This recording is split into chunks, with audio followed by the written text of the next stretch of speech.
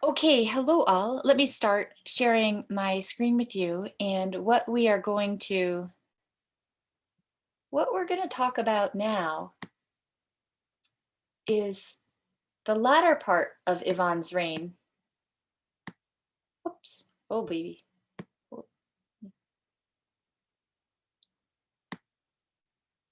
trying to stretch this.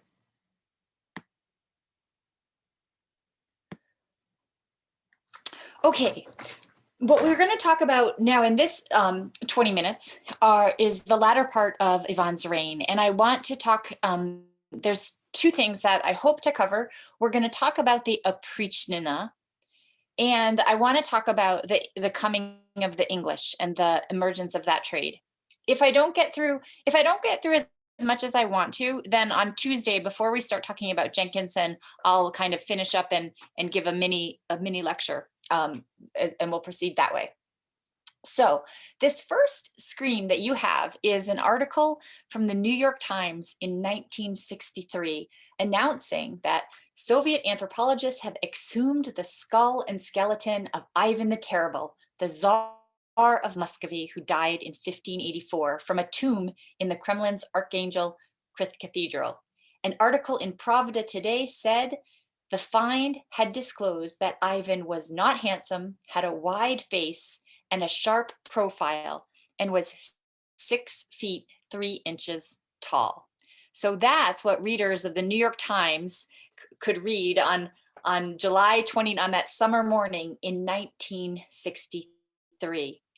From the exhumation of Ivan's skeleton was a model was reconstructed, and it produced this, that based on his skeleton, kind of like we saw with Sophia Paleologia, that this is probably what Ivan IV looked like. What drives someone to exhume a skeleton and figure out what to try and know more about them? It seems like Ivan lends himself to this particularly well because so much mystery surrounds him. And as you'll see, we'll talk about the Oprichnina. And the first thing, I'll kind of preface it by saying there are some people that think Ivan was just crazy. And there are others that think that there was a strategy there was a method to his madness, that maybe, in fact, the boyars did need some taming and be brought to heel, and that in that way he might have been successful in consolidating central state authority. Lots of historians argue with that one. But before getting too far down the various threads of things about Ivan historians argue with each other about, I just want to pause on this moment, this question of craziness. And I say pause because I won't answer this question. But one thing I will point out, which I think is a fascinating kind of combination about questions for historians and ways in which science can help us sometimes answer them, is that one of Ivan's wives was some hair of hers was taken, and it was subjected to testing that determined that there was mercury in her hair, remnants of mercury. Now that's poison, we know. And so quite quickly, suspicions arose that she might have been poisoned. After all, poisoning is a method we see of getting rid of people in this time and place. It's a centuries-long tradition, it turns out. There's suspicion that Yelena Glinskaya might have been poisoned. So was she poisoned too? But then it turns out that what historians in large part settled on was not that she was poisoned, but that Ivan suffered from a debilitating condition that was quite painful.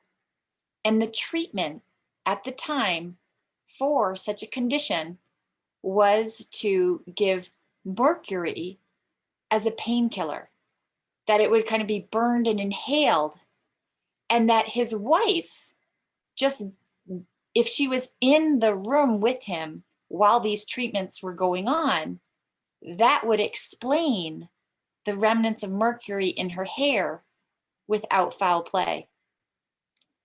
And in some ways, there's a real lesson here in how often the same fact can be interpreted quite differently. Mercury is in the hair. That's the fact. What does it mean? How do we understand it?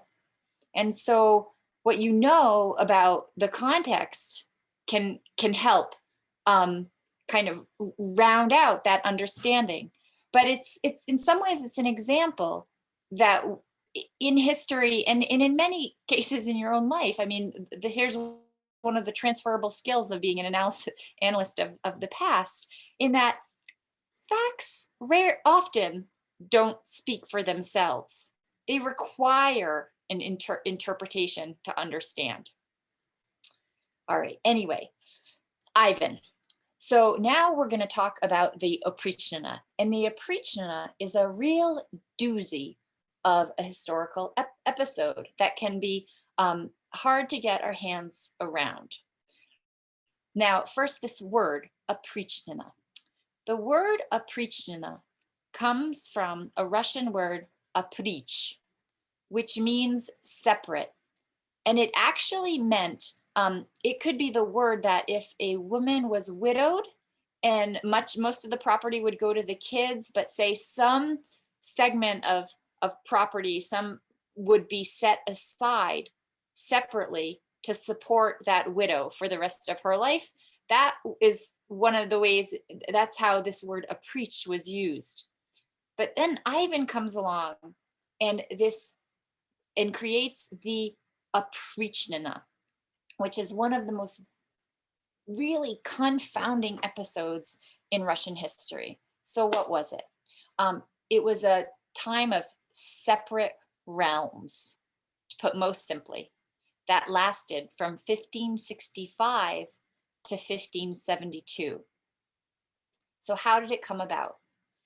Now, in December of 1564, Ivan is going on a pilgrimage, bringing with him an entourage. He leaves Moscow to go to a monastery outside of Moscow without leaving any instructions for how things should be run while he's gone. Then, on January 3rd, 1565, he issues a letter from this monastery, Alexander Posad, declaring that he's declaring a separate realm, and that he's dividing his realm into two entities. One realm will be the Zemshina, and Zemlya is the word for land. So the Zemshina is going to be the traditional lands of Moscow. And then Ivan he's separating out some of this land to be called the Oprichnina, which is going to be his personal realm. And it's a chunk of land kind of to the north and northwest of Moscow. And so basically, I'm dividing the realm. This is a weird and strange thing in human history. Yes, you had the Roman Empire divided itself up into like the quadrants, and it was sort of two. That was sort of one moment when you had rulers at the very head saying, hey, instead of trying to accrue more power to myself, I'm going to divide. Charles V of Spain in the middle of the 16th century, he was done. He walked away and he divided the realm between his son and his brother. So that's another instance, but this is not something that happens much in history at all. And so this dividing up of the land, and he decided that he was going to create separate institutions, that I'm going to have, in my Oprichnina, I'm going to have my people set up a government, and the Zemshina is going to keep doing its own government. It was confusing, ineffective, kind of chaotic. But what happened, and I'm adumbrating this, really speaking in general terms about this confusing time, what happens is that kind of the people in Ivan's favor, for the most part, they become his henchmen, and they're in his favor. And then the people in the Zemshina are quaking in their boots, and not all of them, but many of them end up being subject to purges. Now, purges take place as part of this denunciation, as part of this episode, this Oprichnina episode. And what you have is Oprichniki, which are Ivan's henchmen, who go out at night, and they ride on horses. They have images of dead dogs, and maybe dead dogs' heads with them hanging from their horses, reportedly. They carry brooms with them, brooms symbolic that they are sweeping out the old.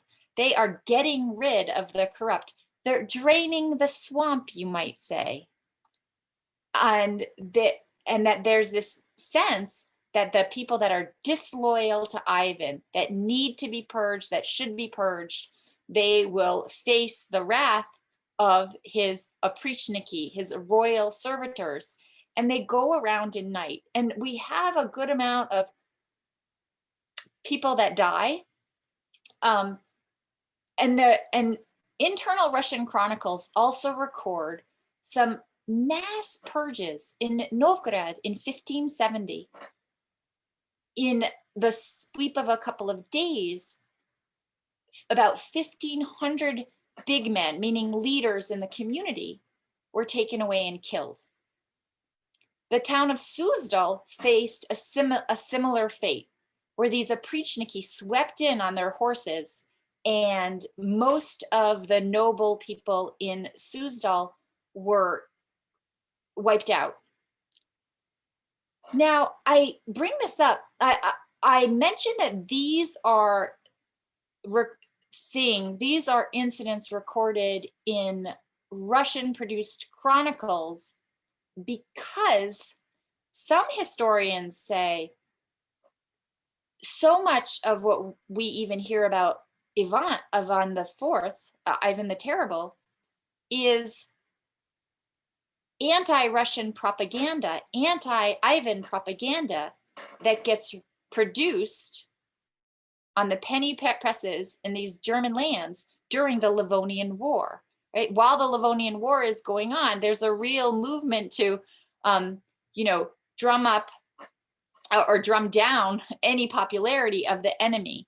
And it's in that context that many of the horrible stories about Ivan, and there are horrible stories about Ivan, are produced. Let me give you a couple of examples of the horrible stories about Ivan that are produced. One story has someone come before him and is reluctant to take off his hat. And Ivan says, "You want to keep your hat on just fine." And he says, "Nail it to his head." And so nail and hammer drive a nail right through the skull of the individual who was slow to remove his hat. Another story says that he sat a rival he seemed to forgive him, sat him on the throne, said, "There, you can be thrown. See, I can make you throne and I can take it away." And then supposedly stabbed him himself right in the presence of everyone else. And then his entrails were dragged around the Kremlin. Another story says that he, with someone he perceived as disloyal, he made them, up from a kind of old elite family, made them wear a huge stones around his head and then walk into the freezing river to his death. There's also stories that he had humans fried on a frying pan. So really horrific stuff. But some historians have done some work and they've said, you know what, just about all of these really horrific tales, we can trace back to two guys, a Schlichting and a Guagnini, both who were individuals, I think an Italian and a Pole, or someone in a Pole, that were serving at the Polish court. And the Poles are quite the rivals with Muscovy as well. So they don't have, so it's not hard to explain how you might see some anti-Russian propaganda coming out of the Polish court. So it leaves this real question. how much of this horrible stuff did Ivan really do, and how much of it are fantastical and exaggerated stories? After all, after Ivan is a czar, it's not like any Russian sources produce major denunciations like that guy was bad news. Whoa, thank goodness we lived through that reign. We don't see that sort of thing in the sources. So it's a real conundrum, but but we can say, it seems like if we believe these Russian produced chronicles, that Novgorod and Suzdal did face these mass purges. And that the Russian records also say, 1564 to 1552, there is this, Ivan sets up this separate reign. He also writes a letter to England, as I mentioned in the last lecture, asking for potential asylum. Like, should it come to it that I need to flee, could I take up residence in your realm?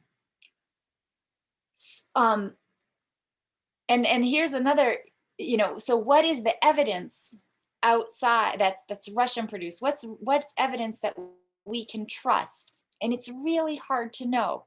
I'll share this one thing that one historian has written about, that supposedly some 16th century candlesticks were found with a 16th century engraving in the bottom of sort of a dog's head in the bottom of a candlestick, and that might be taken as evidence that, oh, look, this is a contemporary person sitting in Russia, kind of drawing a scary dog's head. And we can take that as evidence that, yes, these Oprichniki, they were riding around at night with dogs. It's a very kind of thin thread of evidence. And I'll kind of remain agnostic on the source itself, but just to share with you how much difficulty historians have in making sense of even what happened, to say nothing of what might have happened.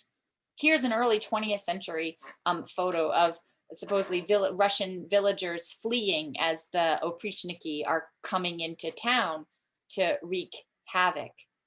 Here's another late 19th century painting of the Oprichniki, of the story of I.P. Fyodorov on the throne, about to be murdered. The story that I just related to you, without showing you this picture until now. Both of those paintings, though, that I just showed you, are produced centuries after the fact. So we'd be mistaken, and we can look at them and appreciate them, but mistaken to think that he is mistaken to take them as primary source material, of course. And then I see someone ask a question, is this a Russian Richard III? Good question. One thing that'll get said is he's Ivan, as a contemporary, is a little bit younger than Henry VIII, who goes down in history as a really successful ruler, makes claim, helps solidify absolutist theory, divine right theory, and is part of a very successful state building operation. And it said that one number I've seen is around 72,000 people were executed on Henry VIII's watch. And if we count up the deaths from Suzdal and Novgorod and throw in some more, that doesn't come close to the murder that happened on Henry VIII's watch. And yet these leaders' reputations are so different in history. Of course, I don't want to get involved in any sort of equivalency when we're talking about hundreds and thousands of lives ended. That's not the point of bringing that up, but rather the point is to think about on what is based the historical reputations of certain leaders, and what legacies exist, and on what they're based. So there's lots and lots of questions about Ivan. with saying that sort of very unsatisfying, um, unsatisfying adumbration of the Oprichnina, let's pick up what are some of the questions. Why did this happen? Well, the historian Platonov said this is Ivan solidifying his power. There were some boyars that maybe would have challenged his throne, and so he eliminated enemies. And in doing so, this social dislocation of testing people for their loyalties, he knew that he could eliminate and rather bring in loyal new men, that would be with him at his separate court, starting anew. I can't entirely drain the swamp. I'm just going to set up shop anew, and the test is going to be loyalty to me, and I'm going to be sure about who's who.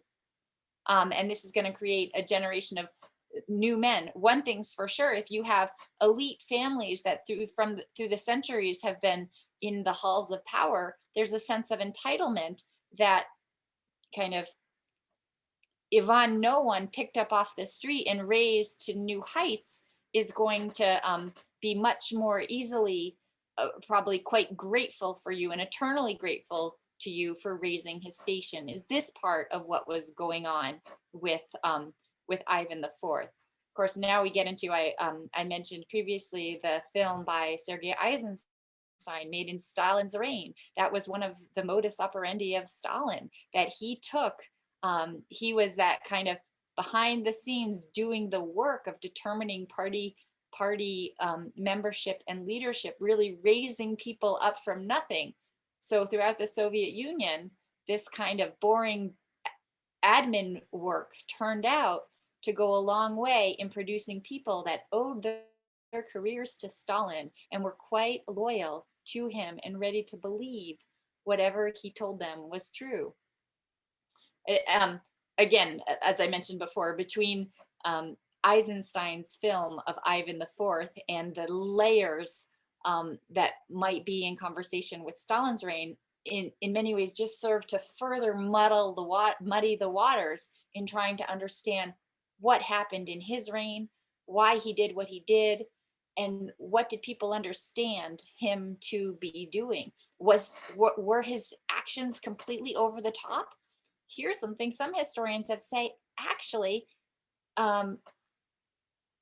what he did and what he talked about doing in a sense of divine retribution, invoking kind of the fire and ice of the book of Revelations, that we can actually understand in a religious conception to be a not too far beyond the pale thing, to like bury someone in ice or have them burned by fire. These are kind of divine, these are retributions of a biblically acceptable sort.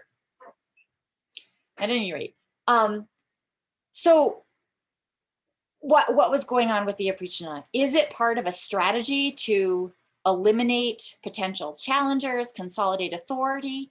If so, was it born of unfounded paranoia, or might there have been real challengers to him? I think, well, was he just insane? Did those mercury treatments leave to manage the pain of the skeletal condition that he had that made moving difficult? That was one of the findings of this autopsy. Did the mercury treatments to manage the pain addle his brain as well? I mean, and might that explain? It sounds sort of pat the good Ivan and the bad Ivan, but did he maybe really legitimately deteriorate? Or another interpretation that I've kind of alluded to already in some of my comments, maybe he wasn't so bad, and maybe history's done him a bad service, because you have, the Livonian combatants and the rival Poles generating all this, doing a hatchet job on his reputation, a la Guagnini. Or the historian Ed Keenan suggested that maybe Ivan really didn't want to rule, that maybe when he appealed to Elizabeth I for potential asylum, maybe he was serious about it. Once he returned to the throne in 1572, he he had one more episode where he sort of played with who's the ruler, where he very briefly abdicated the throne and put in power a man named Simeon Bekbuladovich, who was also of Tatar descent.